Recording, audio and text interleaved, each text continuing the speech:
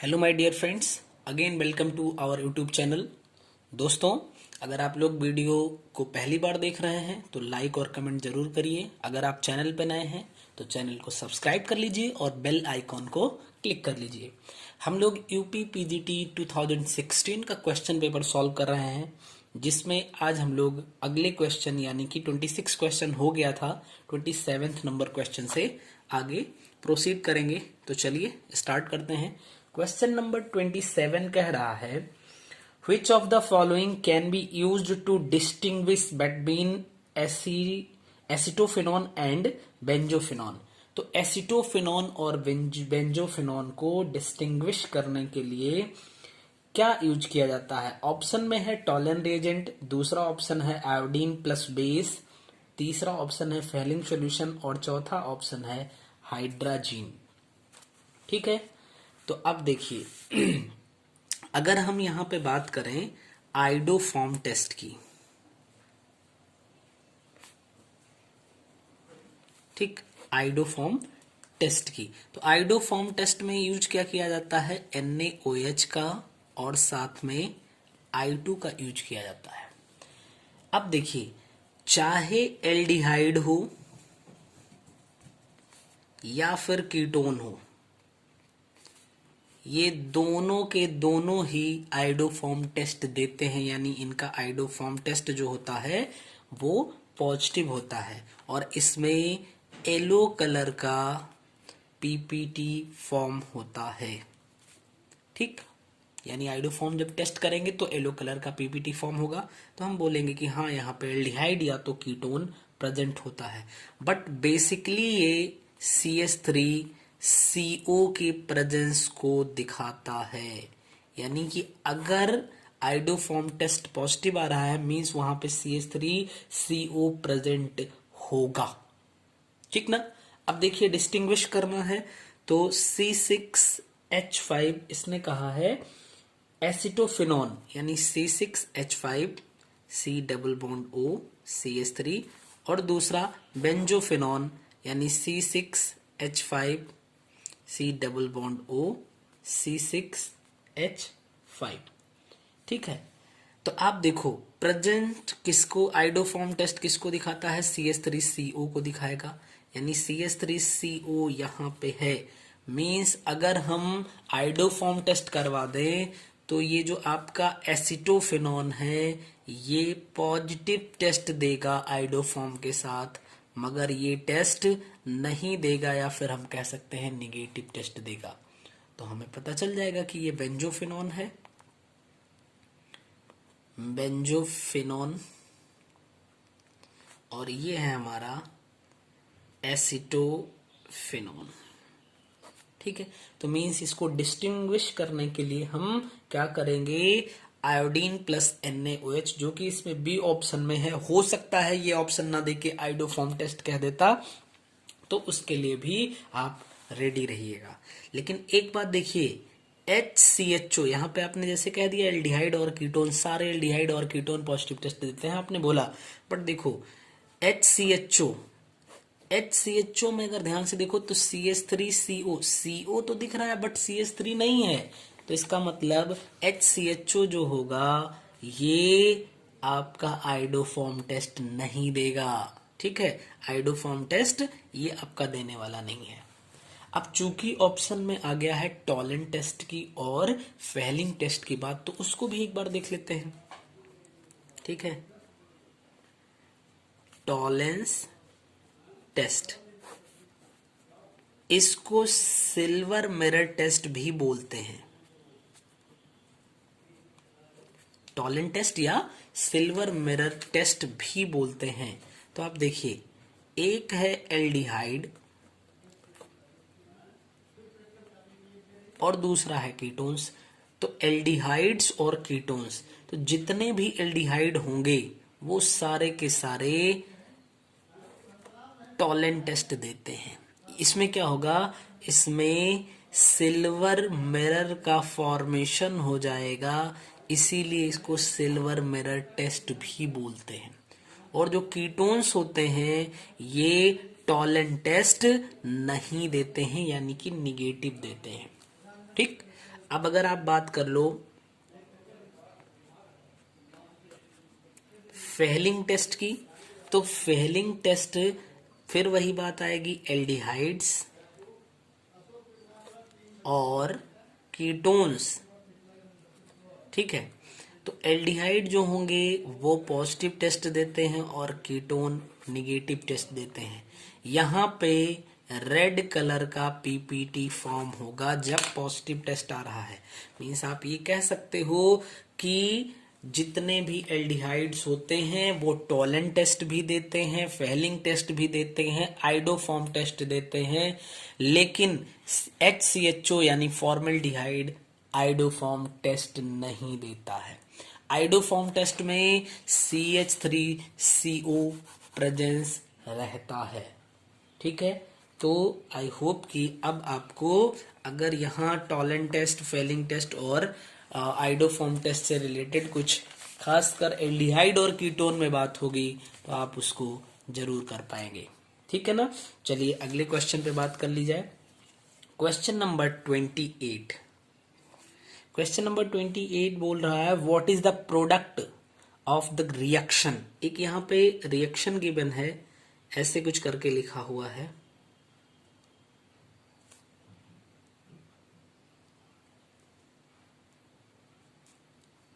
ऐसे, और plus I2। तो इसका प्रोडक्ट क्या होने वाला है? तो इसका प्रोडक्ट जो बनेगा आपका, ये सेम कंपाउंड रहने वाला है, एक I यहाँ पे आके ऐड होगा। तो देखिए बनाते हैं इसको।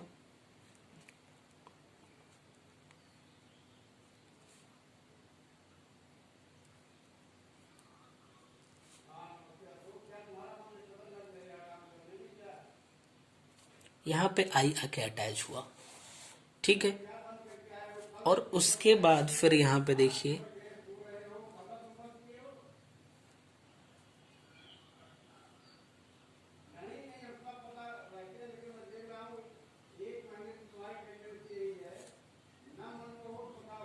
I लग गया,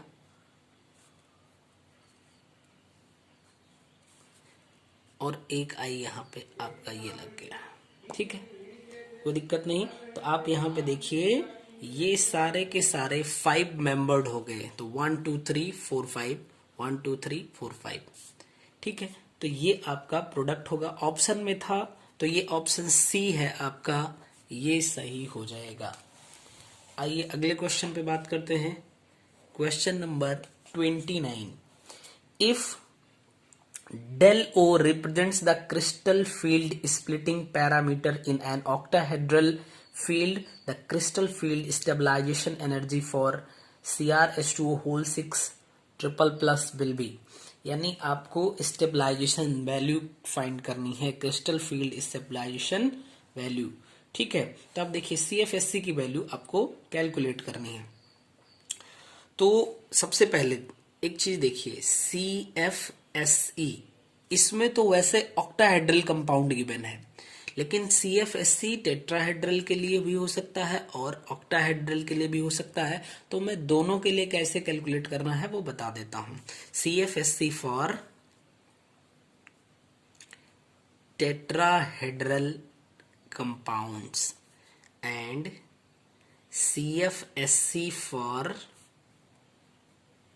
ऑक्टाहेड्रल कंपाउंड्स।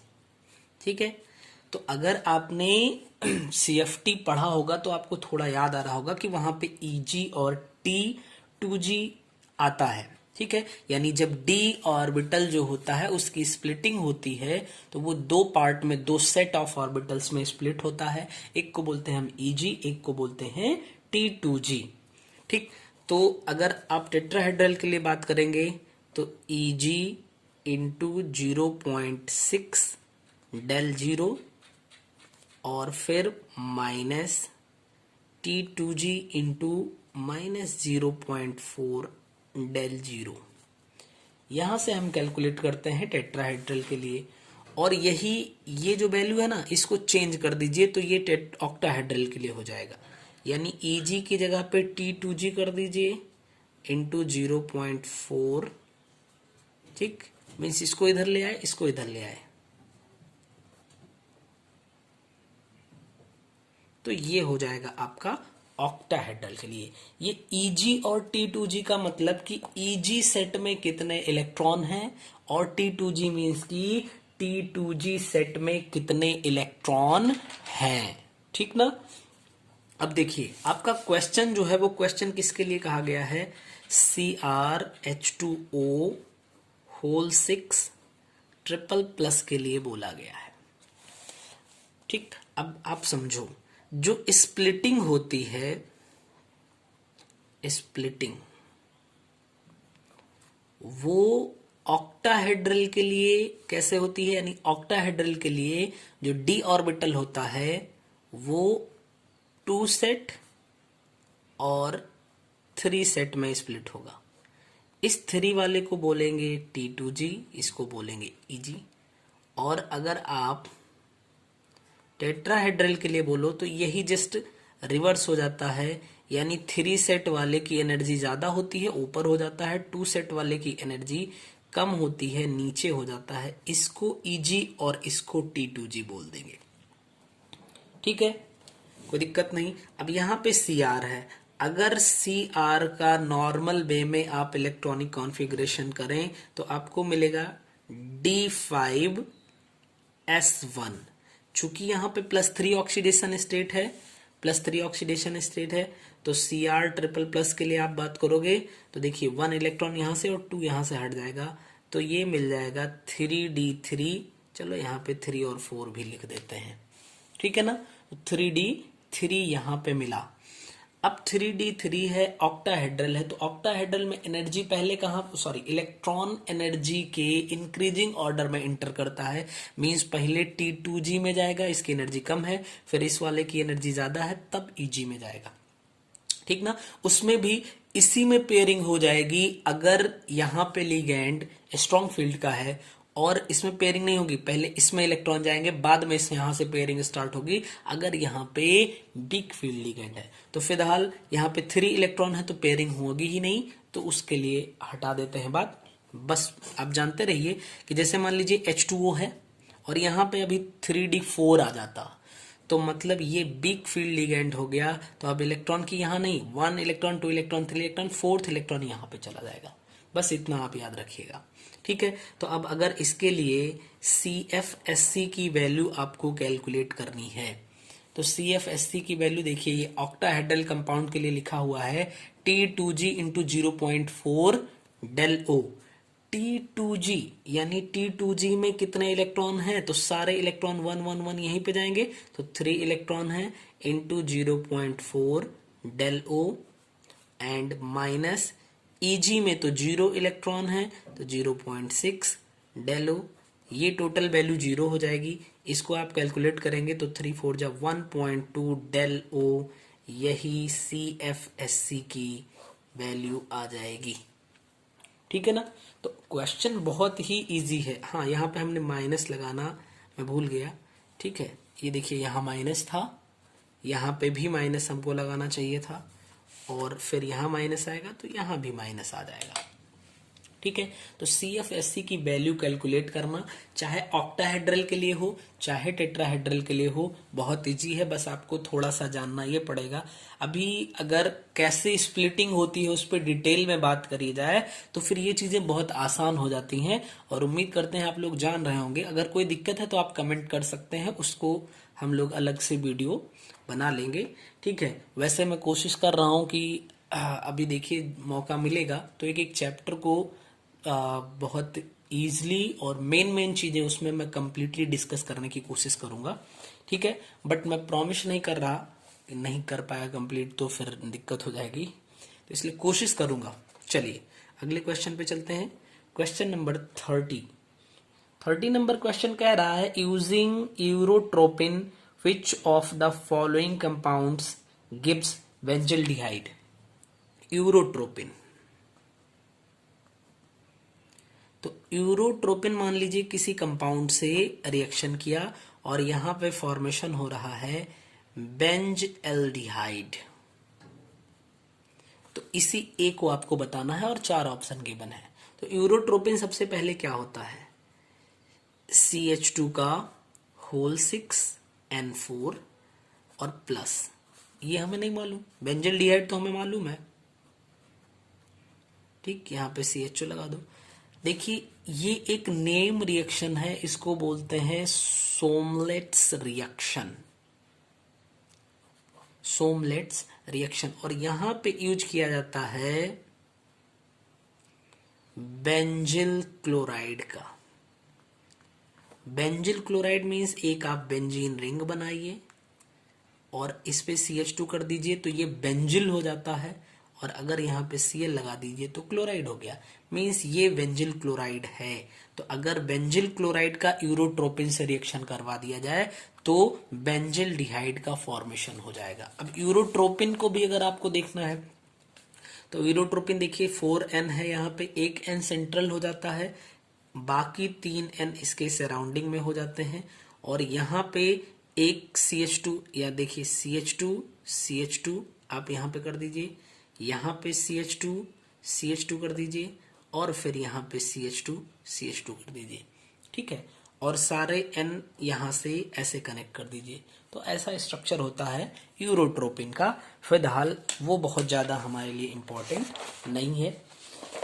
अगला क्वेश्चन है, देखिए काफ़ी इजी क्वेश्चन है अगला। Which among the following inorganic polymeric materials find use in making cosmetic and medical implants। तो देखिए कॉस्मेटिक्स एंड मेडिकल इम्प्लांट्स, इसके लिए पता है कि इसका यूज किया जाता है, सिलिकॉन का यूज किया जाता है, सिलिकॉन्स का यूज किया जाता है।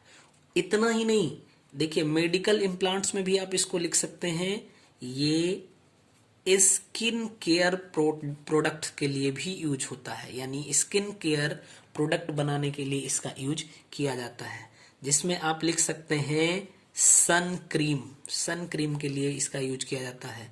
ठीक है, कॉस्मेटिक में आया तो इसके लिए ब्यूटी क्रीम का यूज कर सकते हैं हम, यानी कि ब्यूटी क्रीम बनाने के लिए भी इसका यूज किया जाता है। तो किसका यूज किया जाएगा, सिलिकॉन्स का। ऑप्शन में आपका है सल्फर नाइट्राइड का, या फिर पायरोक्सिन लिखा है, पायरोक्सिन का, सिलिकॉन्स का, और फॉस्फीन का। तो सिंपल सा क्वेश्चन है, सिलिकॉन का यूज करते हैं।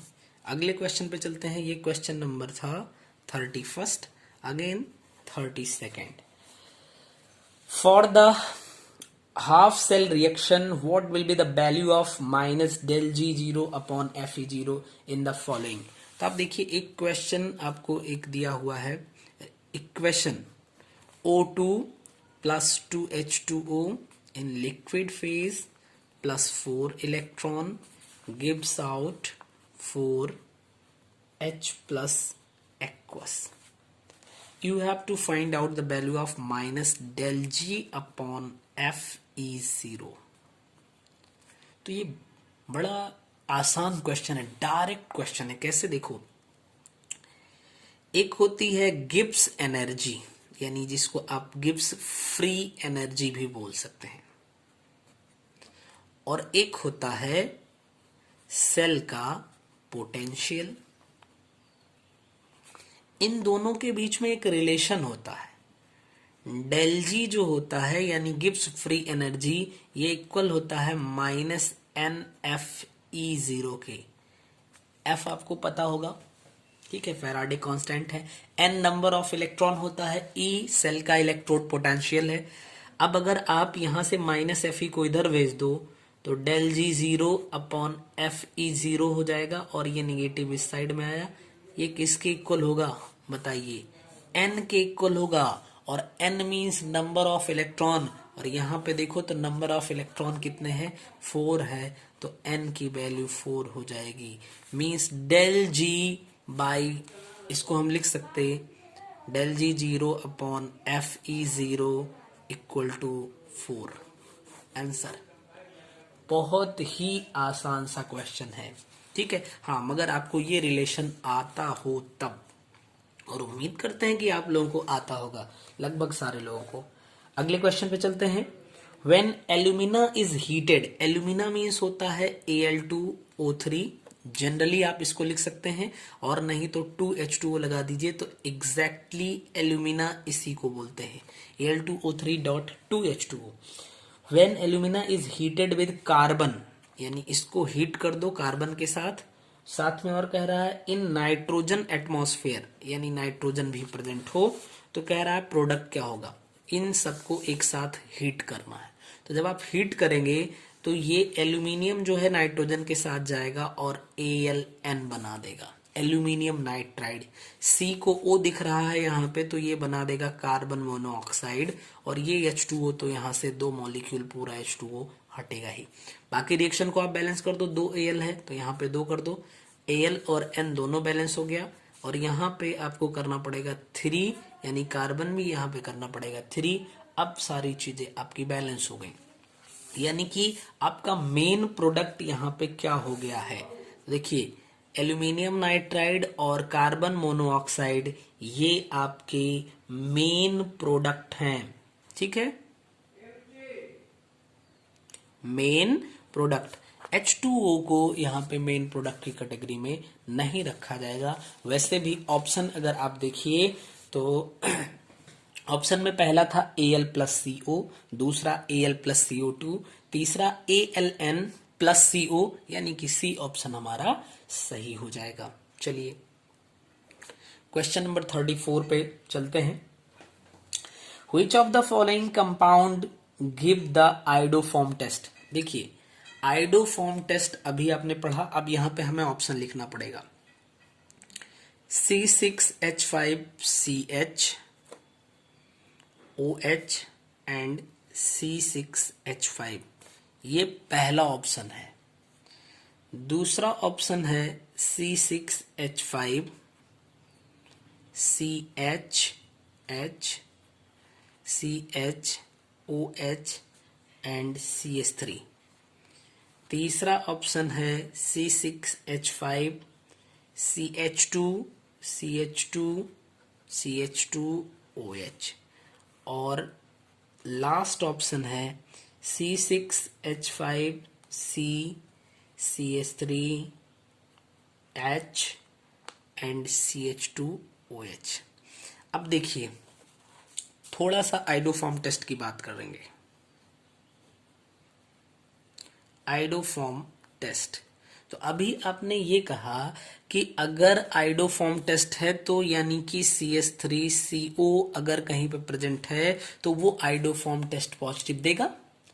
दूसरा इसका थोड़ा सा एक्सटेंशन और है, CH3CHOH भी अगर कहीं प्रेजेंट है, यानी CH3CO या CH3CHOH प्रेजेंट हो, तो फिर वहां पे आइडोफॉर्म टेस्ट आएगा, ठीक है ना, I am sorry, iodoform test positive आएगा। तो अब देखिए यहां पे CH3 दिख नहीं रहा है, ये ऑप्शन तो एलिमिनेट हो गया। यहां पे देखिए इसमें भी CH3 नहीं दिख रहा, एलिमिनेट हुआ। यहां CH3 दिखा, CH3CH भी दिखा, मगर CH से OH नहीं दिखा। देखिए इस ऑप्शन में देखिए CH3 दिखा, फिर CH दिखा और OH दिखा, मींस ये आइडोफॉर्म टेस्ट देगा और बाकी तीनों आइडोफॉर्म टेस्ट नहीं देंगे, ठीक है। तो बस आपको खाली इतना याद रखना है, अगर आइडोफॉर्म टेस्ट वही कंपाउंड देगा जिसमें CH3CO या CH3CHOH प्रेजेंट होगा, केवल और केवल वही आइडोफॉर्म टेस्ट देगा, शो करेगा वही कंपाउंड, ठीक है। चलिए नेक्स्ट क्वेश्चन पे बात करेंगे, क्वेश्चन नंबर 35 नंबर क्वेश्चन है, colloidal particles of soap sol in water. तो जो कोलाइडल पार्टिकल्स होते हैं सॉप सॉल इन वाटर में, वो निगेटिवली चार्ज्ड होते हैं, ठीक है, निगेटिवली चार्ज्ड। बहुत सिंपल सा क्वेश्चन है, आप इसको लिख सकते हैं, colloidal particles of soap sol in water are negatively charged.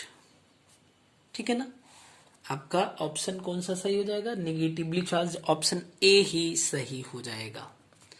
चलिए अगले क्वेश्चन नंबर 36 पे चलेंगे। 36 नंबर क्वेश्चन है आपका, the value of the resonance energy of any resonance hybrid.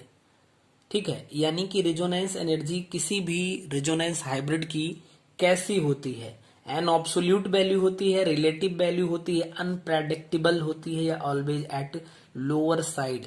तो देखिए ये हमेशा एक रिलेटिव वैल्यू होती है। क्या होती है? रिलेटिव वैल्यू होती है। एकदम सिंपल सी बात है। चलिए नेक्स्ट क्वेश्चन पे चलेंगे।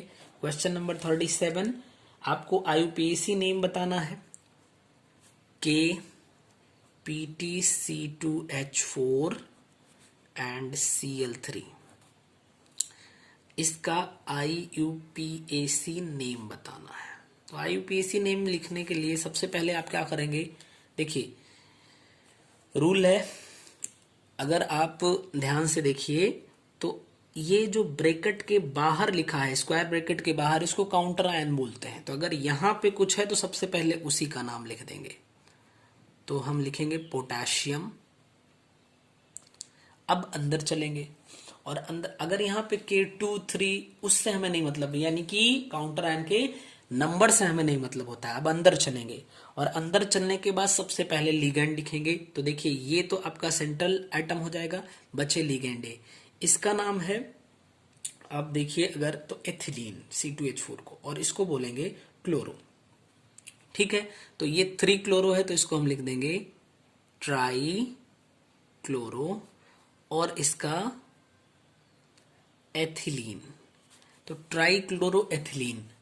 अब हमें लिखना है मेटल का नाम। तो प्लैटिनम वैसे होता है लेकिन ये आपका न्यूट्रल है, ये निगेटिव, तो जिसका जो यानी कि जिसका इफेक्ट ज्यादा आएगा, तो एक ये है एथिलीन और यहाँ पे 3 Cl है, मीन्स इसका इफेक्ट ज्यादा है, तो इसका इफेक्ट ज्यादा होगा, निगेटिव फील्ड लिगेंड है, इसकी वजह से यहाँ पे ATE लग जाएगा, तो इसके नाम में आ जाएगा प्लैटिनेट।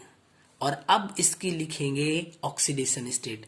तो अगर पीटी की ऑक्सीडेशन स्टेट देखिए तो ये तो 0 हो गया, इसकी वजह से -3 और +1 यानी -2। जब उस साइड में हम भेजेंगे तो आ जाएगा 2, यानी कि सेकंड आपका हो जाएगा। तो आईपीसी नेम क्या हुआ? Potassium trichloro ethylene platinate second. ठीक है, अब आगे अगले क्वेश्चन पे, यानी कि क्वेश्चन नंबर 38 से हम लोग नेक्स्ट वीडियो में बात करेंगे। आप लोग अपनी पढ़ाई को बहुत अच्छे से करते रहिए, और अगर कोई सजेशन है तो आप उसको कमेंट कर सकते हैं। मिलते हैं अगले वीडियो में, तब तक के लिए जय हिंद, थैंक यू।